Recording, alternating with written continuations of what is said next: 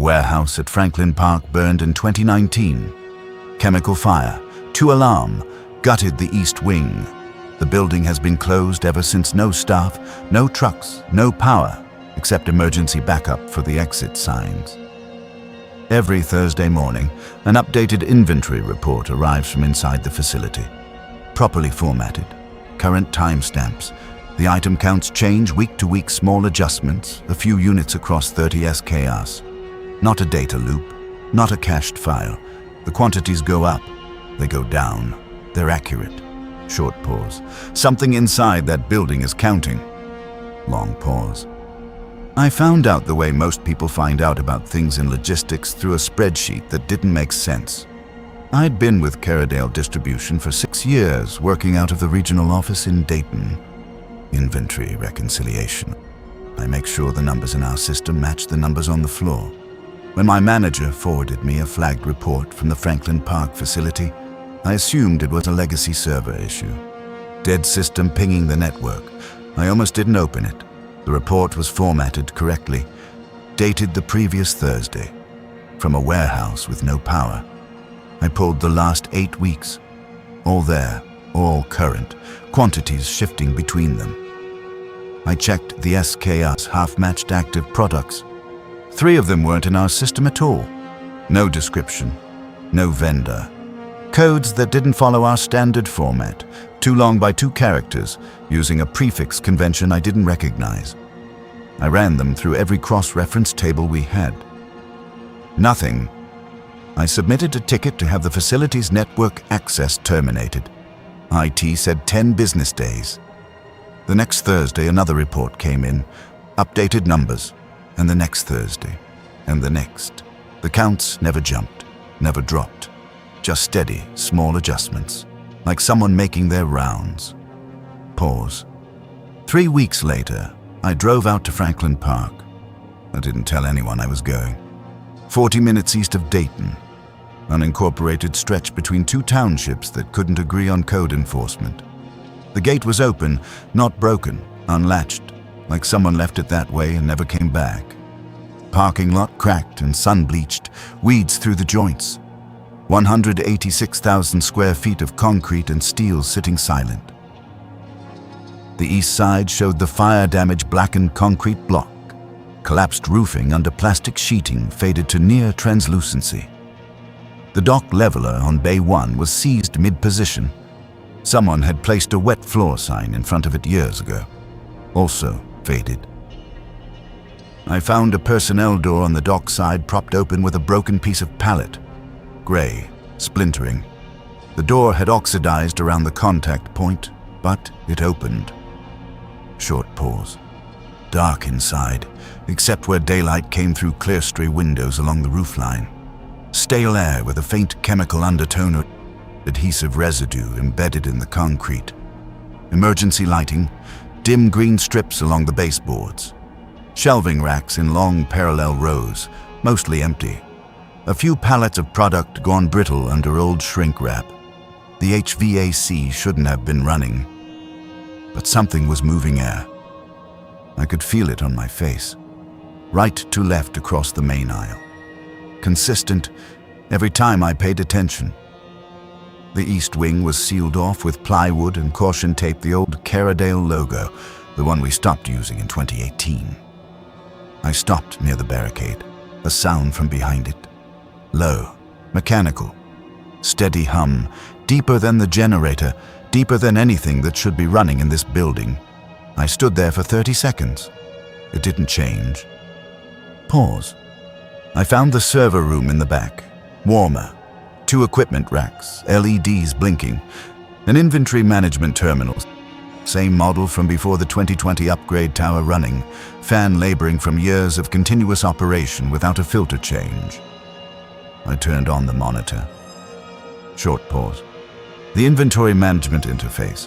Logged in, active, current warehouse summary by zone and rack location. The numbers matched the most recent Thursday report.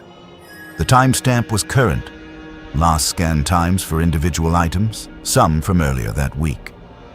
Near the bottom of the summary, One line item used a unit of measure I didn't recognize, a 3-letter code instead of our standard units. I scrolled past it. Short pause. Something was scanning. Pause. I walked the racks more carefully. Third row from the east wall, a section fully stocked. Not old inventory. Clean, organized, current product. Cases on pallets, shrink-wrapped. Barcodes facing outward in standard pick-face orientation. I scanned one with my phone. Active SKU, industrial nitrile gloves. Manufacture date from 7 months ago. More product in adjacent racks, 40-50 pallets across 6 rows. Properly slotted.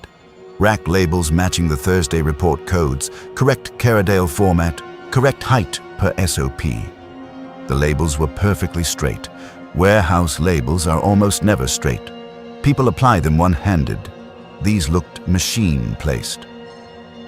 Short pause. I was standing in aisle 4 processing this when I heard the scanner. Not mine. A handheld barcode scanner beeping somewhere deeper in the racks. Steady rhythm, the pace of someone working. Pause. He was near rack position 6, adjusting something on the screen of a Zebra TC72 with his thumb. Caradale safety vest, steel-toe boots with concrete dust. He looked at me without surprise. Short pause. Maybe 55. Stocky, the posture of decades on concrete floors, slight forward lean, weight on the balls of the feet. His badge said, Garza. The facility code wasn't one I recognized. I asked what he was doing there. Cycle counts, he said. I asked who authorized him. The same person who always authorizes me. I asked who that was. He paused, not evasive, more like the question didn't quite pass. It's on the schedule, he said. I told him the schedule was blank. It's always blank. He shrugged. Doesn't mean there's no schedule. He looked at his scanner. You know, if IT fixed the RF dropout in aisle 9, signal loss past rack position 6, have to resync every time. I said I didn't know. Put in a ticket, probably still in the queue. Said the way every warehouse worker everywhere says it.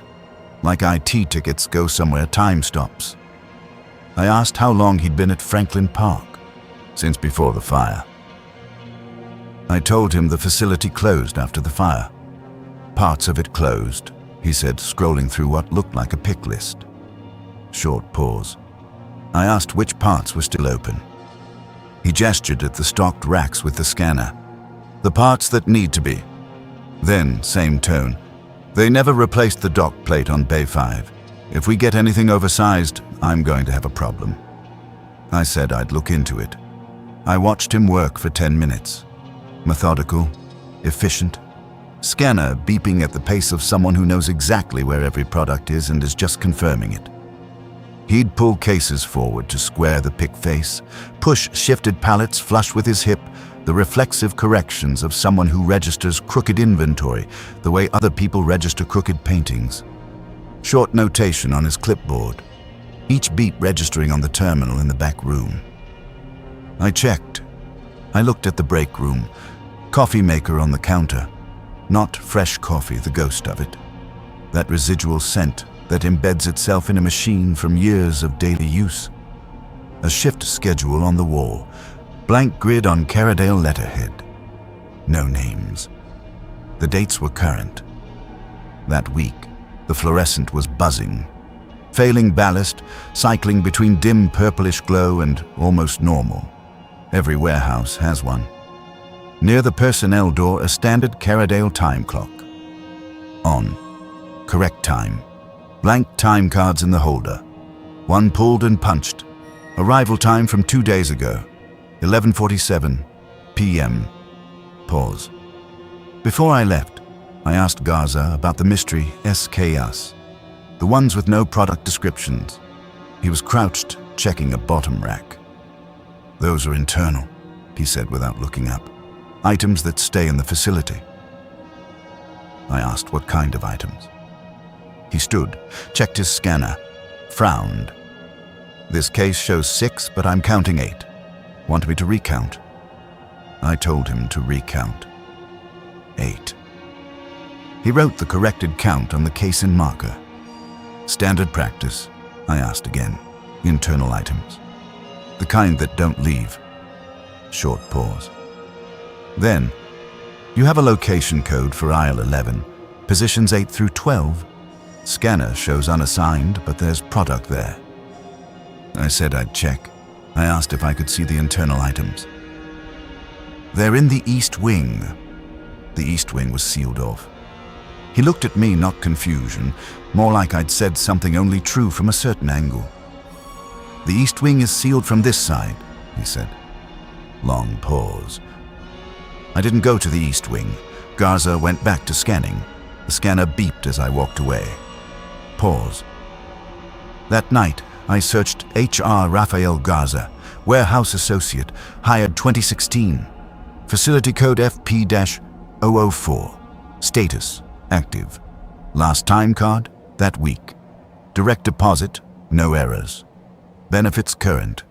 Safety training complete all 12 modules. Forklift certification current. Performance review from the previous quarter. Meets expectations. Signed by a supervisor whose position had been eliminated during the facility closure. The supervisor's record existed. Status, active. Last HR login, that month. No photo on file. Garza's emergency contact was listed as one of the 3 unrecognized facility codes. Not a person's name, a facility code. Long pause. I checked receiving logs. No inbound shipments since 2019. No purchase orders. No access logs, security decommissioned. Power company. Inactive, backup only. Auto-renewing annually to a distribution list with 0 active members. Nobody reading the confirmations. Everything processing automatically. I emailed my manager. He forwarded a response from corporate facilities. Franklin Park is on the quarterly audit list. No action needed. Continue routing Thursday reports to the distribution list. The quarterly audit spreadsheet had 40 facility codes. Last modified 2021 by a system service account. 3 codes unrecognized. Same prefix as the mystery SK-US. That Thursday, Garza's cycle counts were in the report. The cable tie correction. Clean work. I added his adjustments to a tracking spreadsheet. The numbers balanced. I updated the location codes for aisle 11, standard maintenance, 4 minutes. Submitted a maintenance request for the Bay 5 dock plate. The system auto-routed it to the Franklin Park maintenance queue. I didn't think about who would receive it. It's a form. You fill it out. Pause. The following week I drove back. 3 new pallets where I was certain there had been empty rack. Forklift tire marks in the dust wide set running from receiving down aisle 3. And branching. One set toward the main warehouse. Another toward the east wing barricade, disappearing under the plywood. At floor level, beneath the plywood, a thin line of light. Not green emergency light. Warmer. Work lamp light. Steady. Coming from inside the burned east wing. Short pause. Garza was in aisle 7. He asked if I could approve a location change cleaning supplies slotted in the wrong zone, throwing off his pick path. He gave me the locations. I wrote them on my clipboard without thinking. I'd brought the clipboard again. A delivery had arrived, pallet wrap and label stock, auto-generated requisition, $62, approved automatically below the review threshold. Cases in the receiving area, positioned exactly per standard workflow. Delivery receipt signed, illegible. 6:15 a.m., cases already opened. 1 roll of pallet wrap missing. Label stock loaded into a thermal printer near the terminal. Stack of freshly printed labels next to it. Mystery SKU codes. I picked one up. It was warm. Pause. 47 completed print jobs in 2 weeks. Diane from procurement called while I was still there. Another requisition safety vests and scanner batteries. $38, already approved. I pulled the spending history, she said. Total Franklin Park spend over 2 years is about $1,400.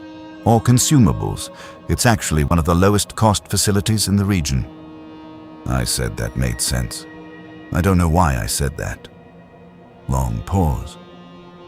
That Thursday, a new line item appeared in the report. No product description, no vendor, but the unit of measure was wrong. Not cases, not eaches, not pallets. The unit code was CONT. Pause. Quantity 1. Short pause. Our WMS validates unit codes on entry. CONT wasn't in the master table. The system should have rejected it. It accepted it like any other line item. The audit trail showed it was created by a system process with a process ID I didn't recognize. I didn't correct it. I added it to my spreadsheet. The following Thursday, CONT2. Long pause. I went back 4 more times over the next 2 months. Each visit, new product, properly received and shelved. Garza, always working. Scanner, always beeping. Air, always moving right to left. The east wing grew more present with each visit. The plywood had been removed from one doorway end of aisle 12. Through the opening, a corridor lit by green emergency strips, extending into the fire damage section. Floor swept clean, walls smoke-streaked, but the corridor maintained. Forklift marked same tread pattern as the main warehouse, going around the first turn and out of sight. The hum had changed. Cyclic now. 8 seconds on, 3 seconds off. A motor and a duty cycle. Something that ran, paused, ran again. Like processing. I counted 6 cycles. All identical. Short pause. On one visit, I stood near the doorway longer than I should have. Beneath the cycling hum, a lower frequency. Not mechanical. The building producing a sound I don't have a comparison for. Short pause. And just once, a scanner chirped from somewhere past the first turn. The same Zebra TC72 beep I'd been hearing all afternoon. Garza was in aisle 10, behind me. Long pause. Garza was working 2 rows over when I came back to the main floor. Scanner beeping. He asked me about a batch of location codes showing as reserved, but with no product assigned, wanted them for overflow from aisle 6. I told him I'd release them. He nodded. East Wing's running ahead of schedule this week. Might need those sooner than I thought. He said it the way you'd mention a busy Monday. Pause. CONT. 5. Then 7. Then 9. Pause. The system auto-generated storage requirement. Flags climate-controlled conditions. Minimum clearance dimensions larger than standard pallet size. A handling classification code I had to look up. Non-standard process facility-specific protocol applies. The protocol should have been linked. The hyperlink returned access denied. Then environmental compliance reports began generating for the CONT items. Temperature logs, humidity readings, stable, controlled. Data from active sensors in the east wing of a building that burned down 5 years ago. Pause. A new metric appeared in the Franklin Park reports. Process Continuity Index. Not in our standard package. No documentation anywhere. The system calculated it weekly. Franklin Park scored 100% every week. A perfect score on a metric I couldn't define, measuring a process I couldn't identify. For items counted in a unit the system shouldn't accept. I didn't submit a request for access to the protocol. Pause. I've been tracking the reports for 9 months. I route the Thursday reports through my normal workflow now. Approve the requisitions, always small, always consumables, always under threshold. Pallet wrap, batteries, hand soap, thermal ribbon. I update location codes when Garza flags them. I release the overflow codes for aisle 6. I check the Thursday report first every week before my other exceptions. I noticed my visits had started following Garza's cycle count schedule, arriving after he'd finished aisles 1 through 6 so I could review his adjustments while the scans were fresh. I built a reconciliation template specifically for Franklin Park, more detailed than what I use for any active facility. FP_weekly. Auto-populated from the Thursday report. Checked Fridays. Adjusted Mondays. The cleanest reconciliation in my portfolio.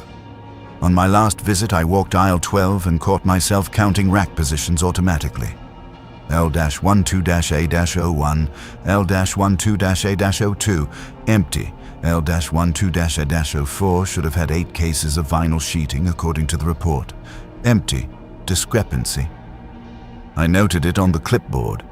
I wasn't auditing. I was just walking. Pause. I had emails drafted everything, to my manager, to HR, to corporate facilities. I had them open for 3 days. On the 3rd day, I moved them to a subfolder called FP Pending. I haven't opened it since. Short pause. My accuracy metrics for the quarter improved because Franklin Park never has discrepancies. The CONT count is at 14. Whatever that unit measures, there are 14 of them in the East Wing. Environmental parameters within spec. Process continuity index, 100%. The hum is audible from aisle 8 now. 8 seconds on, 3 seconds off. Each visit it carries a little further into the main warehouse. Or I'm listening harder. Or the distance between the East Wing and the rest of the building is getting smaller in some way I can't describe with inventory language. Long pause. Last week, HR posted a new position at Franklin Park. Warehouse Associate, 2nd shift. The listing shows the facility as Operational Limited Capacity. A status nobody changed. Requires forklift certification, 2 years experience. Full benefits, shift differential, and environmental hazard acknowledgement pay, a term that exists nowhere else in Caradale's system. Pay code created in 2020. Rate, almost double standard warehouse wage. My manager said Garza put in the request. He's the senior associate, that's how it works. He asked if the Thursday numbers looked good. I said they did. He said good. Pause. This morning, a calendar invite from a name matching one of the unrecognized facility codes. Subject, Franklin Park Quarterly Facility Review. Next Tuesday, on-site, 11 p.m. Attendees, me, Diane from procurement, 2 names I don't recognize from corporate facilities, and Garza. No explanation for the time. No agenda attached. Location, East Wing Conference Room, B. Long pause. I accepted. It populated between my Tuesday morning stand-up and Wednesday supply chain review. I've already started preparing. Reorganized my tracking spreadsheet summary tab, formatted headers, trend line for cycle count accuracy. I should bring the Q3 reconciliation summary. The CONT data 14 units, all parameters stable. The full variance analysis. Garza's counts have been clean, but a review panel will want methodology. I updated my weekly activity report. Under facility assignments, I listed Franklin Park alongside Columbus and the 2 regional DCs. It belongs there. It's where my cleanest numbers come from. Short pause. I'll leave by 10:15. The drive takes 40 minutes. I should block Wednesday morning in case it runs long and check whether the mileage code needs recategorization under the new facility classification. I should also confirm that the conference room has network access so I can pull live data if anyone has questions about specific line items. I want the presentation to be thorough. I want the numbers to hold up. I haven't thought about why the meeting is at 11 p.m. I haven't thought about why the conference room is in the East Wing. I haven't thought about why I already know what to bring. Long pause. The numbers need to be right for the review. They always need to be right.